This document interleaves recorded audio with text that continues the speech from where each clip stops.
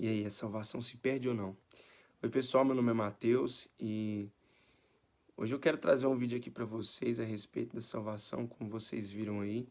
E eu gostaria que você abrisse o seu coração, deixasse o seu ego de lado para escutar o que eu tenho para falar. Eu não quero mudar a sua opinião, eu só quero mostrar aquilo que eu acredito e aquilo que mudou a minha vida, aquilo que mudou a minha forma de pensar. Sabe, quando eu comecei a estudar a história de Martim Lutero, eu fiquei encantado com a salvação. Por quê, Mateus? Porque quando Martim Lutero ele decidiu fazer uma reforma na igreja, ele não queria abrir outra religião, ele só queria que a igreja mudasse.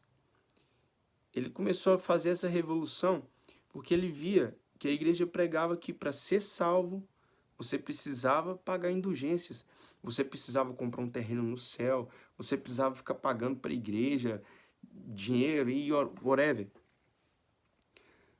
E ele percebeu um dia, lendo a palavra de Deus, que o justo viverá pela fé. E quando fala que o justo vai viver pela fé, está falando que o justo vai ser salvo pela fé. Isso mudou a forma dele de pensar. E ele começou a perceber, lendo a palavra de Deus, que nós somos justificados pela graça. E não por mérito algum, e não por compra de algo. Não por compra de salvação. Sabe, o que é ser justificado? Vamos supor que você é um criminoso, um homicida, um ladrão, e você está perante o juiz e o juiz chega para você e fala assim, olha, eu te declaro inocente, eu te justifico. Você não é culpado de nada que você fez. Isso é justificar. É você dizer que a pessoa está livre. E Martim Lutero começou a perceber que era por graça, que isso foi um mérito de Cristo e não nosso. Sabe, o evangelho para mim às vezes não fazia sentido, porque eu lia na Bíblia que a Bíblia fala que Jesus veio nos salvar.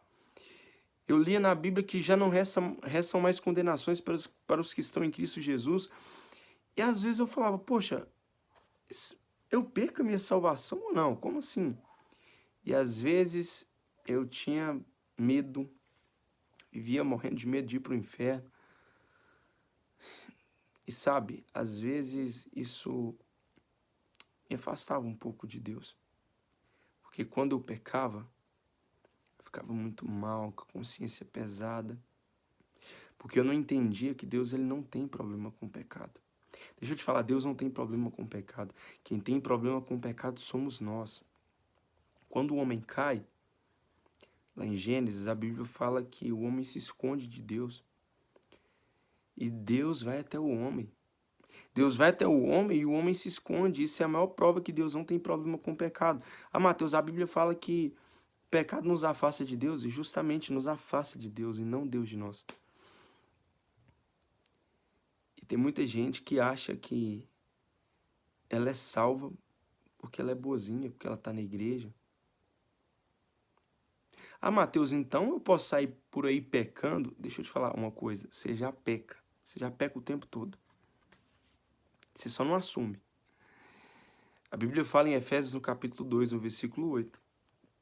Porque pela graça sois salvos, mediante a fé em Cristo. E isso não vem de vós, é dom de Deus. E não vem das obras para que ninguém se glorie. Deixa eu te falar uma coisa. Dom significa presente. Quando eu tenho um dom, eu tenho uma dádiva. Ou seja, algo que Deus me deu. E a Bíblia fala em Romanos 11, 29, que os dons de Deus são irrevogáveis. Ou seja, se Deus te deu um dom, Ele não vai tirar ele de você. Meu querido, você pode fazer... Eu canto, eu posso fazer o diabo que for. Deus não vai tirar o dom que Ele me deu. Sabe? Então, às vezes a gente fica muito preso nisso, achando que salvação pode se perder, mas se é um dom, Deus não vai tirar esse dom de você. E outra, olha o que o texto diz. não vem das obras para que ninguém se glorie. Tem muita gente se gloriando, pensando que está salvo porque está firme na igreja. Mas não, meu querido. Sabe quando você acha que você está sendo salvo? Porque você é bonzinho, porque você está aí fugindo do pecado. Deixa eu te falar uma coisa. Você está tirando o mérito de Jesus. Você está falando, não, Jesus não precisou de eu morrer para me salvar. Eu mesmo estou me salvando porque eu não peco. Sabe, Jesus foi o único homem que não pecou. Ele não pecou para quê? Para que o pecado não pudesse reinar sobre nós. Jesus pagou o preço no nosso lugar. Ele nos deu a salvação. Um pouco você fica pensando que Deus ele fica tirando e riscando seu nome do livro da vida quando você peca e depois ele coloca o seu nome de novo. Não, meu amado. Jesus te ama.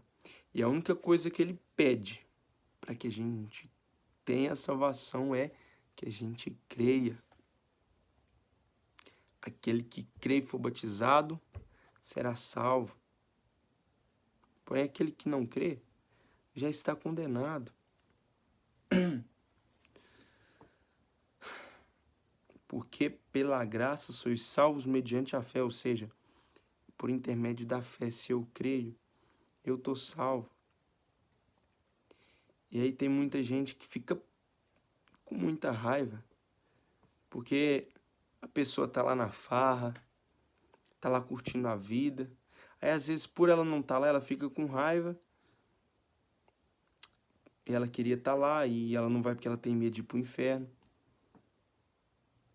Então, por causa disso, ela passa a julgar as pessoas que estão no mundo. Sabe, você não entendeu a parábola do filho pródigo. Sabe, a parábola ali é sobre o filho que fica.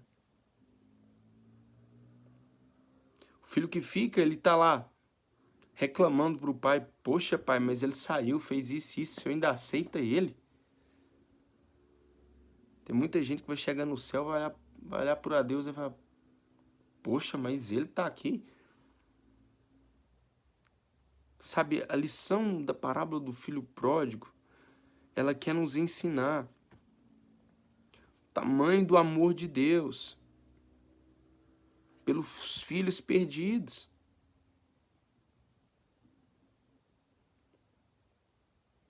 E às vezes a gente não tá perdido, às vezes a gente tá na igreja e tudo. Só que a gente pensa que a gente é melhor do que o filho que tá lá fora. Toma cuidado, meu irmão.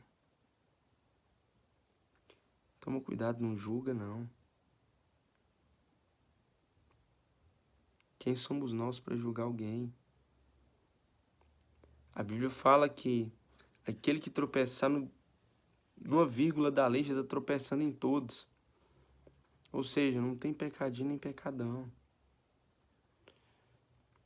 Você peca o tempo todo. E a diferença dos seus pecados, você não bebe cerveja, mas você bebe coca demais. Você bebe muito refrigerante. Você come muito. E a Bíblia fala que isso é pecado. Sabe, a gente coloca algumas coisas como um pecado grave e a gente não coloca outros como um pecado dos graves. A gente escolhe o que é grave e o que não é.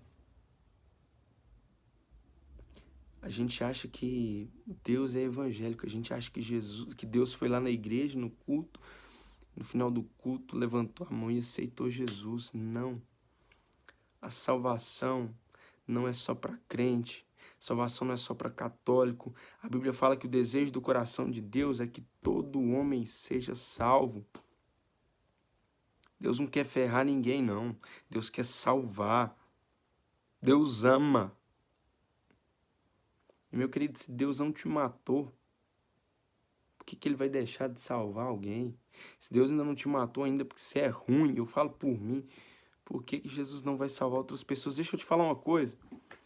Se a vida com Deus fosse só ser salvo, Era só você aceitar Jesus e Deus te matar. Mas se Deus não te mata quando você aceita Ele, é porque Ele quer mais coisas. Ele quer que você reine aqui na terra. Ele quer que você leve a mensagem do reino. A salvação é a primeira porta. Amém? Eu quero que você tire a sua culpa e viva a vida, vai servir a Deus, vai buscar o Senhor e vai ser grato a Ele por a salvação ser gratuita. Ah, Mateus, eu posso sair pecando? Você já peca, irmão. Você já peca o tempo todo. Sabe, o problema é que muita gente, às vezes, muitas igrejas colocam medo nas pessoas. Se você não dizimar, você está indo para o inferno, o devorador vai entrar na sua vida. Se você não fizer isso, você vai para o inferno. Tudo é inferno, inferno, inferno. Meu querido, o dia que você entendeu o tamanho do amor de Deus pela sua vida, e você reconheceu o que Ele fez, o dia que você entendeu o que Jesus fez na cruz, por você, para te salvar, você nunca mais vai ter medo de perder sua salvação. E outra, você vai viver em uma santidade ainda maior. Porque você vai perceber que foi pago com sangue. Um alto preço por você. Amém? Então, receba essa palavra. Se você não concordar, não tem problema, eu te amo. Continuo te amando e eu espero que você ame mais ainda as pessoas.